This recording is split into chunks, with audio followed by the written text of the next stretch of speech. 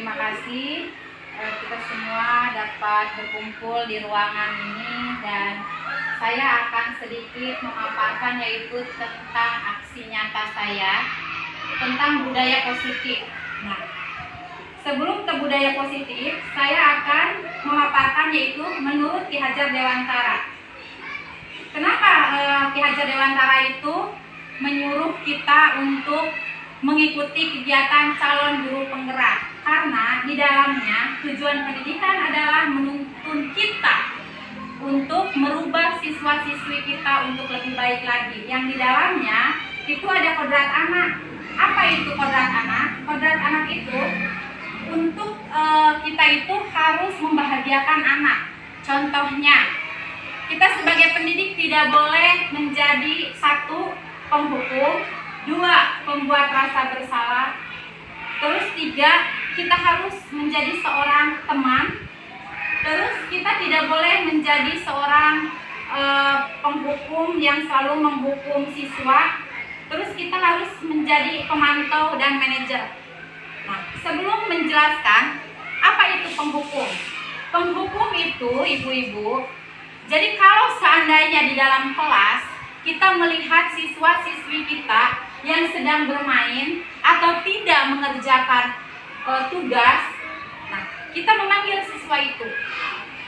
Kebanyakan kita membentak mereka, atau silakan kalian keluar, lari 5 keliling, 10 keliling. Nah, menurut Ki Hajar Dewantara itu tidak diperbolehkan, karena itu akan menurunkan daya semangat anak.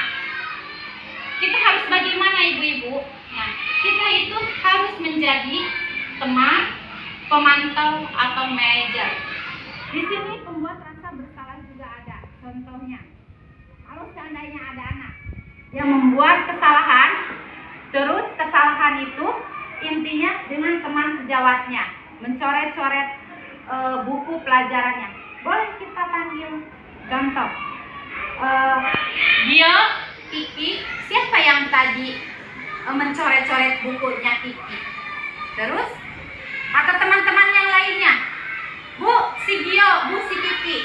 Kalian diam semuanya. Ibu bertanya kepada Gio dan Kiki. Nah, setelah itu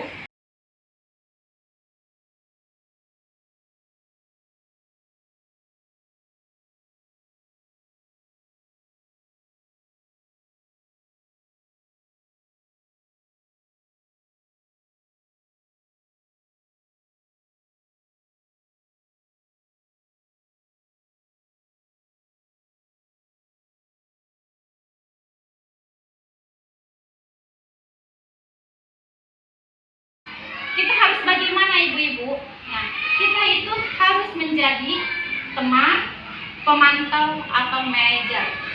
Di sini pembuat rasa bersalah juga ada. Contohnya, kalau seandainya ada anak yang membuat kesalahan, terus kesalahan itu intinya dengan teman sejawatnya mencoret-coret buku pelajarannya, boleh kita panggil.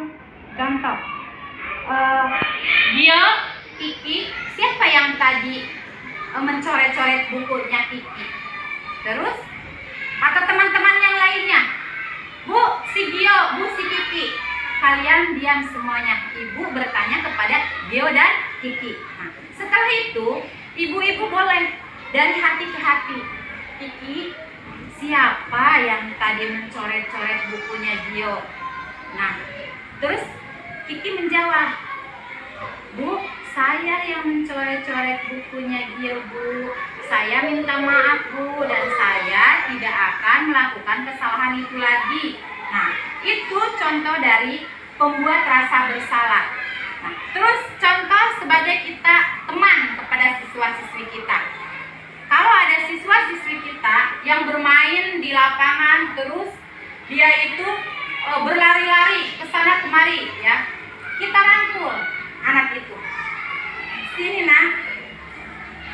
Nah, tadi kamu melakukan apa? Dengan bahasa sebagai teman.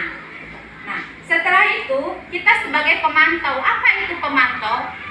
Kalau seandainya ada siswa yang bermain, berlari-lari atau nakal lah bahasanya, kita pantau anak itu. anak itu melakukan kesalahan, apakah anak itu intinya melakukan kebaikan. Nah, itu kita sebagai pemantau. Manajer itu kita setidaknya, karena kita ini sebagai guru, kita ini sebagai pimpinan di dalam kelas, kita harus memanajer anak-anak kita untuk lebih baik lagi. Terus di dalam kelas ini, di 5 posisi kontrol ini, kita itu harus ada kesepakatan kelas. Kesepakatan kelas itu gunanya untuk ditaati oleh siswa-siswi kita. Contohnya, Bu, saya di dalam kelas tidak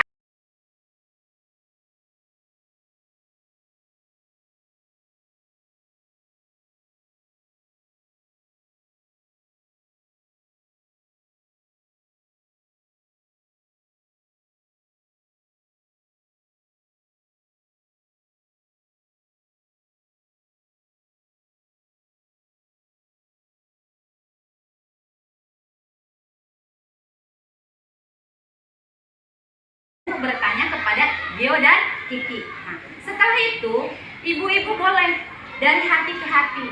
Kiki, siapa yang tadi mencoret-coret bukunya Gio? Nah, terus Kiki menjawab, Bu, saya yang mencoret-coret bukunya Gio, Bu. Saya minta maaf, Bu, dan saya tidak akan melakukan kesalahan itu lagi.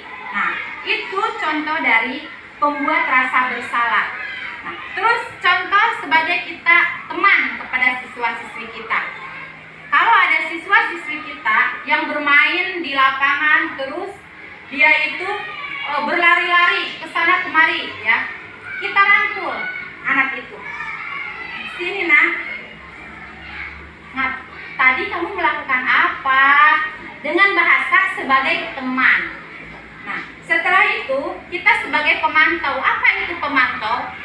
Kalau seandainya ada siswa yang bermain, berlari-lari atau nakal lah bahasanya, kita pantau anak itu. Apakah anak itu melakukan kesalahan, apakah anak itu intinya melakukan kebaikan. Nah, itu kita sebagai pemantau. Manajer itu kita setidaknya, karena kita ini sebagai guru, kita ini sebagai pimpinan di dalam kelas, kita harus memanajer anak-anak kita untuk lebih baik lagi. Terus di dalam kelas ini, di 5 posisi kontrol ini, kita itu harus ada kesepakatan kelas. Kesepakatan kelas itu gunanya untuk ditaati oleh siswa-siswi kita. Contohnya, Bu, saya di dalam kelas tidak akan bermain lagi. Itu, Bu, saya kalau mau pipis, saya akan bilang dulu sama ibu. Biasanya siswa itu pergi saja, intinya keluar kelas. Setelah itu, ibu-ibu, di sini saya akan menerapkan tentang aksi nyata saya, yaitu kebersihan.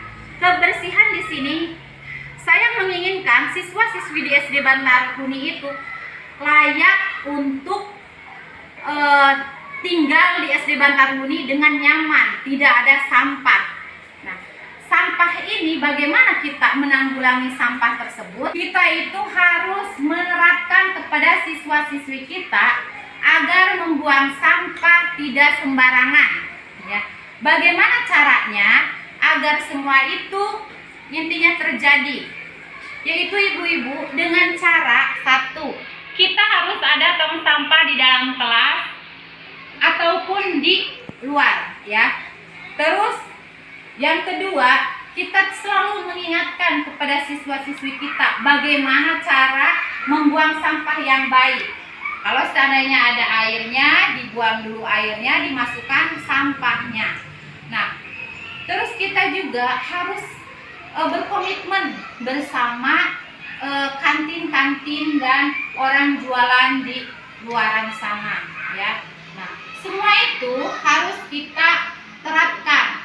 Bagaimana caranya agar semua itu terlaksana dengan adanya kekompakan kita semua. Nah, menurut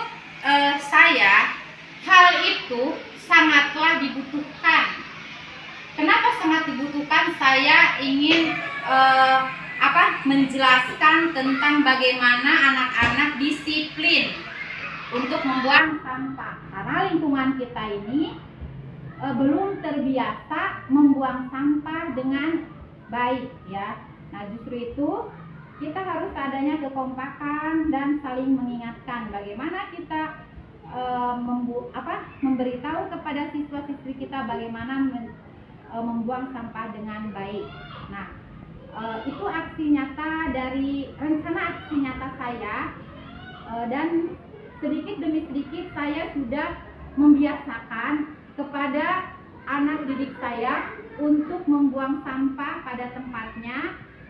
Bahkan ibu-ibu juga sama sedikitnya selalu mensupport siswa-siswi yang lainnya untuk membuang sampah pada tempatnya. Dan silakan nanti ibu-ibu boleh membuat keyakinan kelas di dalam kelas. Setiap siswa membuat catatan kecil, nanti ditempelkan di ruang kelas. Contohnya Iksan, Nunu, terus saya tidak akan bermain dalam kelas. Itu boleh ibu